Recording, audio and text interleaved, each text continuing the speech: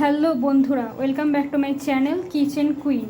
আজ আমরা আবার চলে এসেছি নতুন ভিডিও নিয়ে। প্রথমেই বলে রাখছি, আমার চ্যানেলে নতুন নতুন ভিডিও পাওয়ার জন্য আমার চ্যানেলটাকে অবশ্যই সাবস্ক্রাইব করতে হবে। এখানে তোমরা দেখতেই পাচ্ছ পনির রাখা আছে। তো আজ আমরা বানাচ্ছি হচ্ছে পনির বাটার মশালা।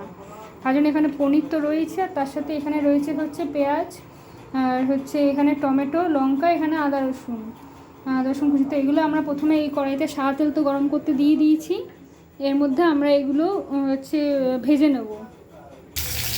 এখানে আমরা এটা হচ্ছে ফ্রাই করতে শুরু করে দিয়েছি, আর এর মধ্যে আমরা একটু অল্প পরিমাণ মতো নুন অ্যাড করে নেব। এখানে আমরা এতটা পরিমাণ মতো নুন দিয়ে দিচ্ছি। এটা দিয়ে আমরা এখন ভালো করে পেঁয়াজগুলোকে ভেজে নেব। আর পেঁয়াজগুলো ভাজা হয়ে এলে এর মধ্যে আমরা হচ্ছে টমেটোগুলো দিয়ে ভালো করে ভেজে নেব। আর যেহেতু বাটার মশলা, তাই আমরা এই পেঁয়াজ আর হচ্ছে টমেটো ভাজাটাকে একটা মিক্সার গ্রাইন্ডারে একটা পেস্ট বানিয়ে নেব।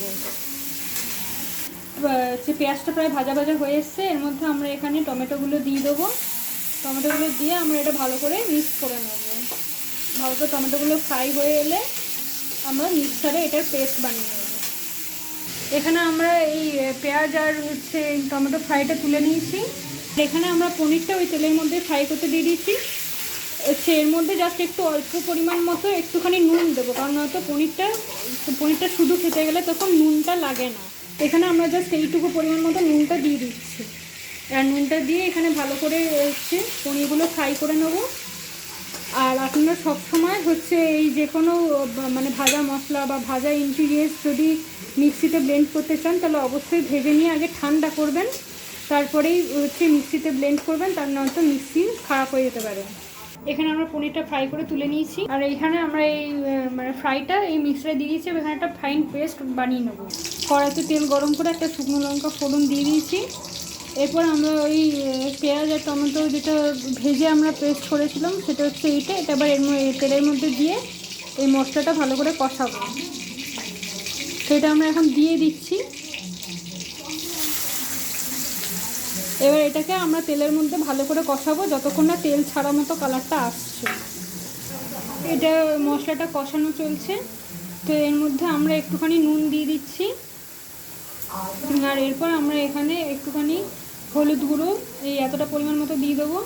কাশ্মীরি রেড চিলি পাউডার হচ্ছে আমরা এই এতটা পরিমাণ মতো দিয়ে দেবো। আর একটুখানি জাস্ট ধনে গুঁড়ো এই এতটা দিয়ে দেবো। এবার এটা দিয়ে ভালো করে কষিয়ে নেবো।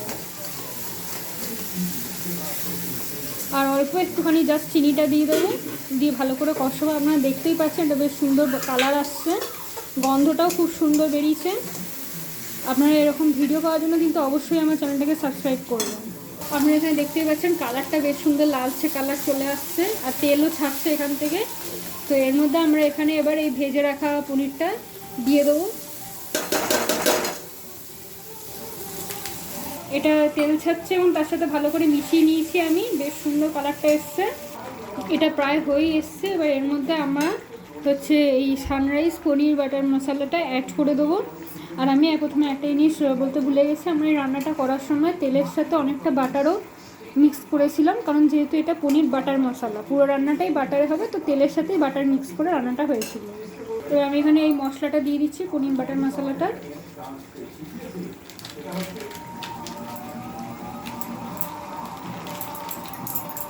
পনির বাটার মশলাটা দেওয়াতেই বেশ সুন্দর তাগড়া গন্ধ বেরিয়েছে। তার মধ্যে আমরা এখানে কাসুরি মেথি এটা হচ্ছে আমরা রাব করে নিয়ে এর মধ্যে অ্যাড করে দেবো। আর ভালো করে মিশিয়ে আমরা এখানে গ্যাসটা অফ করে দেবো। এটা আমরা এখানে ভালো করে মিশিয়ে নামিয়ে বাটার দিয়ে সার্ভ করে নেবো। এটা আমরা কড়াই থেকে নামিয়ে নিয়েছি। এবার আমরা উপর থেকে একটুখানি বাটার দিয়ে দেবো। আর বেশ সুন্দর গন্ধ বেরিয়েছে। আমাদের পনির বাটার মশলা রেডি। তো আপনারা এরকম ভিডিও পাওয়ার জন্য অবশ্যই আমার চ্যানেলটাকে লাইক এবং সাবস্ক্রাইব করবেন। এখান থেকে দেখতেই পাচ্ছেন তেল ছাড়া যা কালারটা এসছে, একদম অসাম।